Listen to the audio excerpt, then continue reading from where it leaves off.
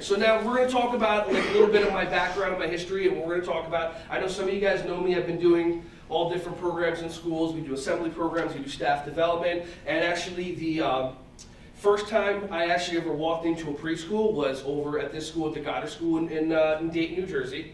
All right, before that I was teaching martial arts. Before that I was going to college, didn't know what I wanted to do, but I actually started working for a karate school that was very, very unique. Now, when you guys hear karate, you hear martial arts. Anybody here have any kids that do martial arts? You do? Okay, tell me, boy, girl, both? Good. A girl? Okay, and what have you seen of changes of her once she's been doing the martial arts program? Discipline. Okay, discipline up or down? Up. Okay, good, that's a good thing, okay. All right, go, and what else? More active. More active. Okay, that's absolutely okay. What else do we hear when kids do karate, when kids do martial arts, taekwondo, whatever it is? What do we hear are the results of the program? Learn to respect. Okay, they learn about respect. Okay, like you said, discipline. What else?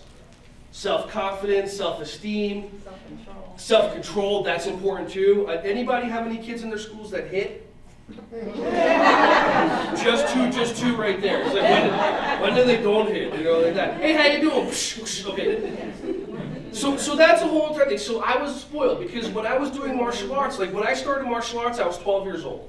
I would walk into a karate school and my sensei would tell me to do something, and I would do it. Kind of like that whole entire thing, but we wouldn't have the gall to say why, because why meant, well, listen, think about it while you're doing push-ups. All right? But the whole entire mentality of respect, see, that's the point. The point is that when you go into a typical educational school system, respect and discipline is optional.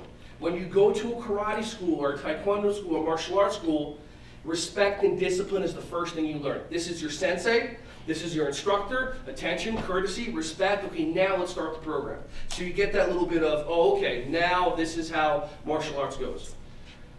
So I'm teaching class, I'm turning 15, 16 years old, going for my first black belt, and I had to do instructor training. Like I said, I was spoiled. I would tell kids to do something and they would do it. And they would say, yes, sir. So I'm thinking in that world, like, okay, fine, if I ever teach kids again, I tell them to do something, and they say, yes, sir, right? Like with all your kids, you tell them to do something, the first time they do it, they just say, yes, sir, or yes, ma'am, and then they just do it, right? No? Wake up. Oh, someone just wake up, nice. So here's the thing. Fast forward, I'm going to college, I'm working at this karate school. Okay, the karate school was run by a husband and wife team. The husband was a former elementary school for 10 years, the wife was a former preschool teacher for about maybe 9 or 10 years. They actually decided to break off from working in the school system to open up a karate school. And one of the reasons why they did that was because something that they had to deal with in the schools, I want to pronounce it right, politics? Have you guys ever heard of politics in schools? You have? Okay, so that's pretty much what they had to deal with. Like, they couldn't have the conversations that they needed to be able to make a difference for kids because they were worrying about too many things happening. So they open up their karate school, they're open for a couple of years, I start working for them. Husband goes for his 5th degree black belt, he needs somebody to take over his classes on Monday and Wednesday night, so he trained me how to work with his kids ages 6 all the way up to adult. A year and a half go by, I'm still going back and forth to school. I was a finance major, changed my major over to business, went to public relations, no idea what I wanted to do. And then all of a sudden, the wife decides she wants to get pregnant again, so she trains me for a year and a half in the entire preschool system, ages 2.5 all the way up to 5 years old. So I'm learning, I'm processing, but I'm understanding a different perspective of martial arts through somebody that's an educator. And I guess that's why I was kind of spoiled. Fast forward to I graduated college, 2002. I'm trying to figure out what I want to do. We kind of broke off our separate ways. The instructor at the school wanted to really focus on creating a more of a stable karate school. He wanted to get more enrollment. We had a couple of satellite schools around the area that had programs in there. And I'm looking at, if somebody doesn't want to go to a karate school at 6, 7 o'clock at night, because now it's a little difficult. Like when you guys go home, anybody have anything to do around 7 o'clock at night? There's a couple, exactly. So the whole concept of it, which just blew my mind, so I'm like, well, why can't we just, focus on doing martial arts in these schools? At least the kids will get something. Then maybe, create a little feeder system, and they'll go into your school, okay? Weren't into it, so broke off.